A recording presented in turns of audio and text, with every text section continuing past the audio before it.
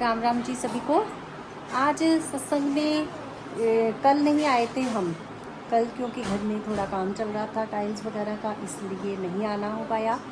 और आज हम सत्संग में आए हैं, वो भी भगवान जी की कृपा है।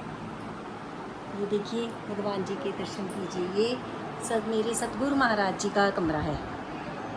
देखिए कितना सुंदर है। मैं महाराज जी विराजमान हैं। आज हरिद्वार से भी संत आए हैं और दीदी ने मेरे को संदेशा भेजा कि जल्दी से आ जा, संत लोग आए हैं हरिद्वार से। और मेरे घर में काम चल रहा था, लेकिन मैंने कहा संतों की कितनी कृपा है कि संतों ने खुद मुझे बुलाया है और कि संतों के दर्शन कर ले आके, और थोड़ी सी वीडियो भी डल जाएगी। इसलिए मैं भागी फटाफट तैयार होके तो संत दर्शन के लिए आ गई। ये सब मेरे महाराज जी की ही कृपा है। मेरे महाराज जी चाहते हैं कि यहीं पे रहे, संतों के दर्शन करे, अपना आनंद ले। घर के काम तो होते ही रहेंगे, और इसीलिए मैं भी भागी आ गई। ये देखिए,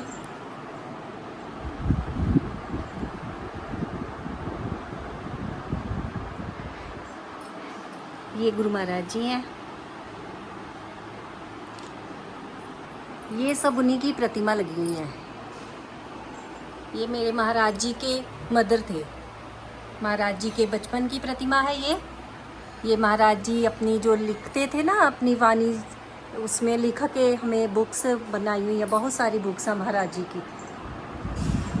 कभी आपको उनके भी दर्शन करवाएंगे। किताबों के प्रवचन है महाराज जी के, बहुत सुंदर सुंदर। ये देखिए मेरे महाराज जी के माता जी और श्री पिता जी। ये चरण दर्शन कीजिए।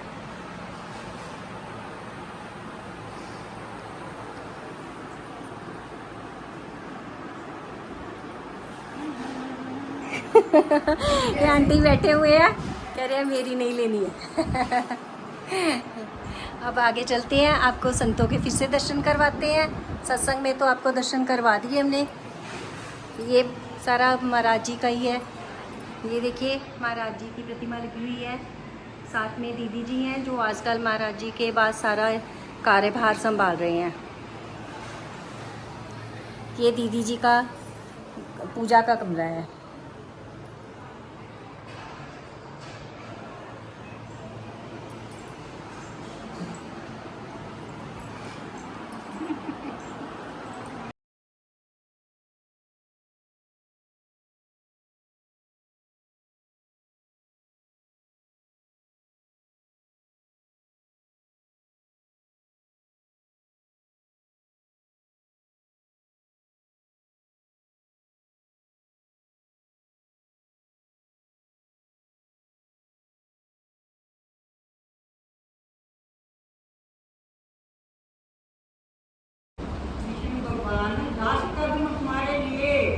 हमारे को लेने आते हैं।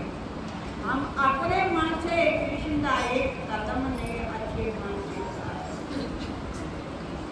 एक कदम बड़े प्यार से, कृष्णा मैं तेरी तू मेरा है, ऐसी बोली कृष्ण प्यारे मैं तेरी है तू मेरा है। संसार में कोई मेरा नहीं है, तेरे बड़ा मेरा कोई नहीं है। भगवान है ऐसी लीला रचते हैं। एक बारी नारद ने बोलिया, भगवान कृष्ण तेरे पास इतनी सखियां है, एक सखी मेरे को दे दे। नारद जी ने बोलिया, कृष्ण जी ने बोलिया, जिसके पास मैं नहीं है वो तू देगा नहीं। जब नारद जी रात को एक सखी के पास जाए तो कृष्ण भगवान है, एक सखी के पास जाए तो कृष्ण भगवान है, एक सखी के पास सब सखियों के पास नारद जी के सब सखियों के पास भगवान कृष्ण जी भगवान की माया एक कृष्ण है, बाल ब्रह्मचारी है, सखियां रखियां सब कुछ है उसके पास, फिर भी वो बाल ब्रह्मचारी हमारे इस टाइम बाल ब्रह्मचारी कौन है?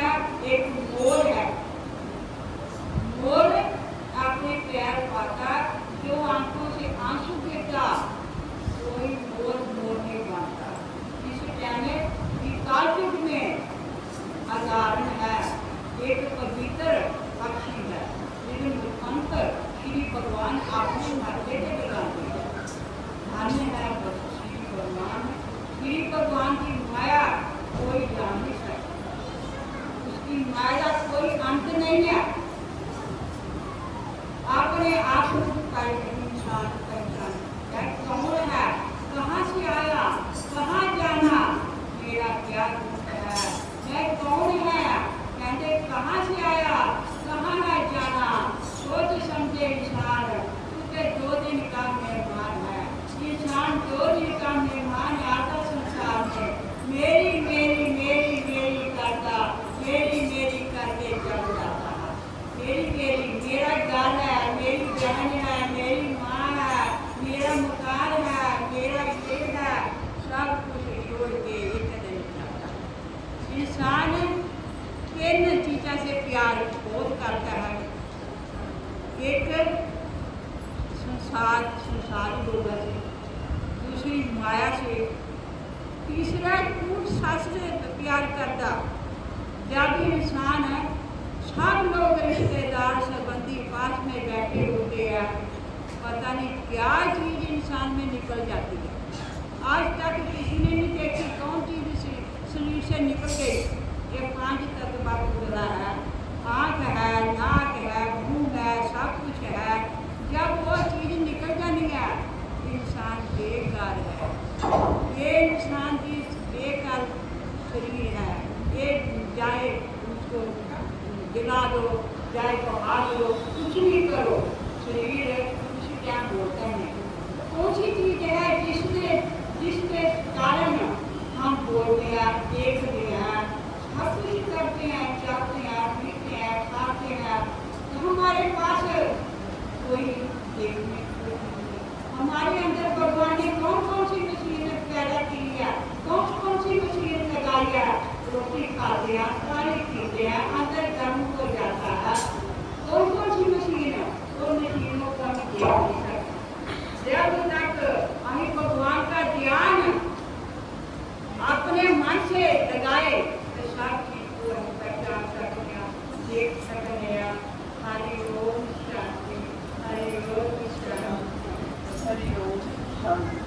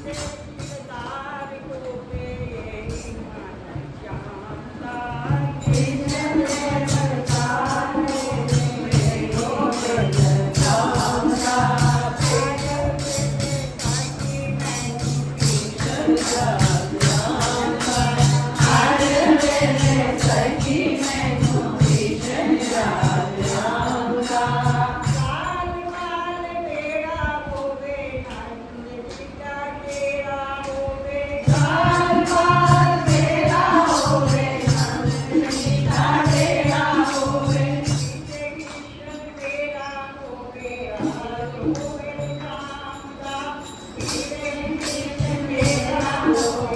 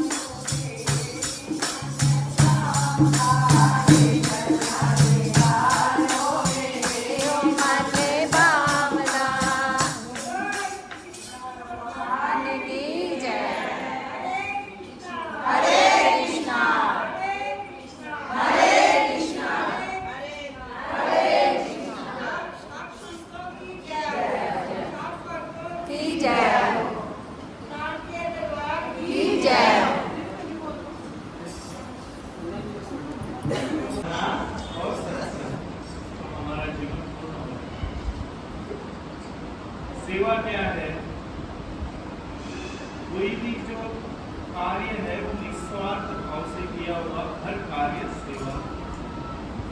अब कोई हम कार्य कर रहे हैं, मेरा नाम हो जाए, मुझे ये हो जाए, वो हो जाए, वो सेवा नहीं कहते। किसी के हम बदले में कुछ मिले हमको, सेवा नहीं कहते। आप अब यहाँ आए, आपने झाड़ू निकाल दी या फिर बर्तन मान दिए या फिर रोटी बनाई या किसी को संभाला, ये आपके मन में कोई भाव नहीं था मुझे कुछ मिलेगा, बस मैं यहाँ आए और भगवान के जो भी सेवा करनी है वो सेवा की। तो ये सेवा साईवा माने तेरे लिए बस। तो जीवन कब पूर्ण होता है? सेवा। एक दूसरा है जीवन में साधना। आप सोचिए, हम धन तो बहुत कमाते हैं, अलग अलग तरीके से कमाते हैं, कोई खेती करता है, कोई नौकरी करता है, कोई बाहर जाता है, सब। बट आप जब सोचोगे आखिरी में क्या जाएगा, बताइए क्या लेके जा सकते हैं आप? मरते हो क्या ले जाओगे? कुछ नहीं ले जाओगे, एक छोटी सी सुई भी नहीं ले जा सकते, कुछ नहीं। तो सिर्फ आप लेके जा सकते हैं साधना, जो हम स्वतः अर्जित की हुई साधना, स्व के साथ सिर्फ अपने जो कमाए हुआ धन है वही जा सकते। और वो धन क्या है? प्रभु का स्मरण करना, संतों के पास बैठना, संतों की वाणी सुनना, फिर अपने आप में ध्यान लगाना और शरीर शुद्धि के लिए प्राणायाम करना, ये साधना के लिए। और तीसरा है सत्संग। सेवा, साधना और सत्संग। सत्संग क्या है? सत्य का संग माने सत्य का संग। सत्य क्या है? जब हम गुरु के पास बैठते हैं, माता जी के पास बैठते हैं, भगवान के पास बैठते हैं, ईश्वर के पास बैठते हैं, जब वो हमको कोई बात बताते हैं और उनके द्वारा जब हम सुनते हैं और हमारे मन को शांति मिलती है, और जब हम भजन करते हैं एकाग्र हो जाते हैं, यह सत्संग है। अभी मेरे को ये बताइए, आप जब आप सत्संग कर रहे थे, कितने लोगों के मन में घर का विचार आ रहा था? आया नहीं आया? नहीं आया ना? आप सब एकदम खुशी से मस्ती से कर रहे थे। किसी को ये विचार आया कि मेरे घर पे अरे मेरे को ये काम बाकी है, वो काम बाकी है, ये करना है, वो करना है? नहीं। तो जब हम ग्रुप में बैठते हैं, माने सब संग में बैठते हैं, सब सत्संग में, और हमारी चेतना जो हो जाती है फिर एक हो जाती है, तो वो एक चेतना में हम जो भी कार्य करते हैं वो परिपूर्ण होता है। तो आप आपके जीवन में जैसे इतने अच्छे माता जी है, गुरु है, भगवान है, सत्संग करने आ रहे थे, मैं आपसे सिर्फ थोड़ी बात करूँगा। क्या कुछ माता या अपने बच्चों को भी लेके आई है? बहुत खुशी की बात। आजकल के बच्चे देखिए कहाँ सिर्फ उनको अच्छे संस्कार देना है, तो आप सब अपने अपने बच्चों को थोड़े बड़े भी हो गए हैं, तो भी उनको जबरदस्ती बोल भाई पूरा हफ्ता इधर उधर जाता है, बट 1 घंटा मेरे साथ चलना। वो बोलेगा नहीं आना है, मुझे ये करेगा जबरदस्ती, बट आप बोलना सिर्फ एक बार चलो, 1 घंटा तो भी हफ्ते में मेरे साथ चलना है, बैठना है, देखना उसके जीवन में परिवर्तन आने। और आप छोटे बच्चों को जरूर सत्संग में लाइए, और अपने भी आस पड़ोस के जो भी लोग हैं वो भी लाइए। देखिए जीवन में हम तो खुश है भी, थोड़े देर के लिए खुशी मिली ना सबको, सब तो ऐसी खुशी दूसरों को भी मिले, ये बहुत जरूरी है।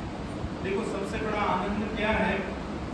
दूसरों के जीवन में खुशी देना, वो पल देना। देखो वो भी देखो कितनी लाखों करोड़ों लोग हैं अपने जीवन जी रहे हैं, किस लिए जी रहे, क्या जी रहे, किसी को कुछ पता है नहीं। इसलिए उनको भी हम जब समझाते हैं कि आइए आप माता गंगा बैठिए, गुरु चरणों में बैठिए, भगवान के चरणों में बैठिए, तो उनके जीवन में जो परिवर्तन आएगा उससे आपके जीवन में बहुत बड़ा परिवर्तन आएगा, 10 गुना परिवर्तन आएगा। क्योंकि उसकी जो खुशी की जो ये निकलेगी, आशीर्वाद निकलेगा उसके मन से, वो आपको भी परिपूर्ण होगा। इसलिए आप जब भी अगला जब सत्संग होगा, तो ये हॉल पूरा भरा होना चाहिए। भरा रहेगा? देखो 4 लोग बोले हाँ जी, जोर से बोलिए, भरा रहेगा हॉल? हाँ जी। हाँ, तो एक महिलाएं, एक पुरुष, 2 बनाने का जिम्मेदारी लीजिए। देखिए फिर कितना जोर से सत्संग होता है। बाकी माता जी ने बहुत कुछ कहा ही है आपको। तो आज से आप कोई भी सेवा का मौका नहीं गंवाना, कोई भी साधना का मौका नहीं गंवाना, कोई भी सत्संग। हाँ, बट इसके साथ साथ अपने घर की भी जिम्मेदारी कोई नहीं करता है। आप कर ही रहे हैं।